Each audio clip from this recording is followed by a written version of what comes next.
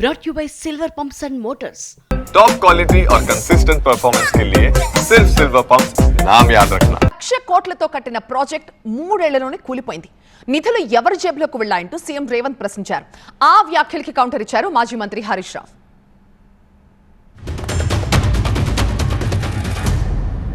నేను ముఖ్యమంత్రిగా పదవి చేపట్టిన తర్వాత లెక్కలేస్తే 1,02,000 కోట్ల రూపాయలు కాళేశ్వరం ప్రాజెక్టులో కాంట్రాక్టర్లకు బిల్లులు చెల్లించను. 50,000 ఎకరాలకు నీళ్లు ఇవ్వని కాళేశ్వరానికి 1,02,000 కోట్ల రూపాయలు ఇప్పటికే కాంట్రాక్టర్లకు బిల్లులు చెల్లించను.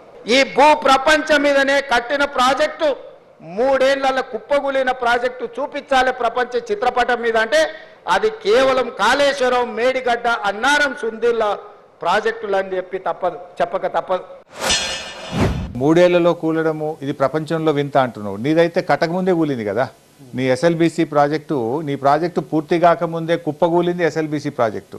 అయినా కాళేశ్వరం ప్రాజెక్టు కూలలే. నీ మైండ్లో, నీ మెదడులో ఒక ఏదో తేడా వచ్చింది. ఎందుకంటే కాళేశ్వరంలో ఏ రాజు, ఎవరా అమ్మాయి?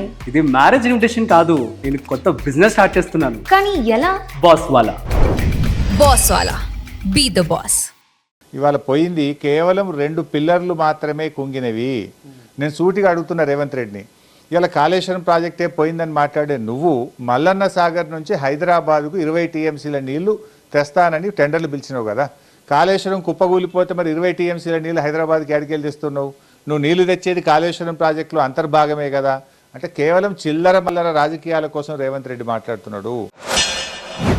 ఆనాటికే ప్రారంభమైన ప్రాజెక్టులు, జలయజ్ఞంలో భాగంగా ప్రారంభమైన ప్రాజెక్టులు తెలంగాణ రాష్ట్రం వచ్చిన 10 సంవత్సరాలలో ఏది పూర్తి కాలేదు.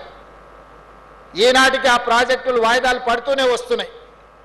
2,00,000 కోట్ల రూపాయలు ఖర్చు అయిపోయిన నీళ్లు, ఈ నిధులు వరదలాగా నీళ్ళలాగా పారినాయి. మరి ఆ నిధులు ఎవరి జేబుల్లోకి వెళ్ళినాయో ఈరోజు మీరు ఆలోచన చేయండి. సవాల్ విసురుతున్నా, ఇరిగేషన్ శాఖలో మేము ఉద్యోగాలు ఇచ్చుంటే రేవంత్ రెడ్డి రాజీనామా చేస్తాడా? వందలాది వేలాది మంది ఉద్యోగాలను ఇరిగేషన్ శాఖలో నియామకం చేశాము. నా చేతుల మీదుగానే జలసౌధలో ఉద్యోగులకు సర్టిఫికెట్లు, అపాయింట్మెంట్ ఆర్డర్లు కూడా నేనే ఇవ్వడం జరిగింది.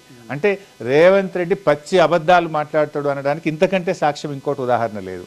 నిధులు ఏరులై పారడం కాదు, నీళ్లు గలగలా పారినాయి తెలంగాణ భూభాగంలో. నేను ఇందాక చెప్పినట్టు 50 లక్షల ఎకరాలకు తెలంగాణ ప్రభుత్వం నీళ్లు అందించింది.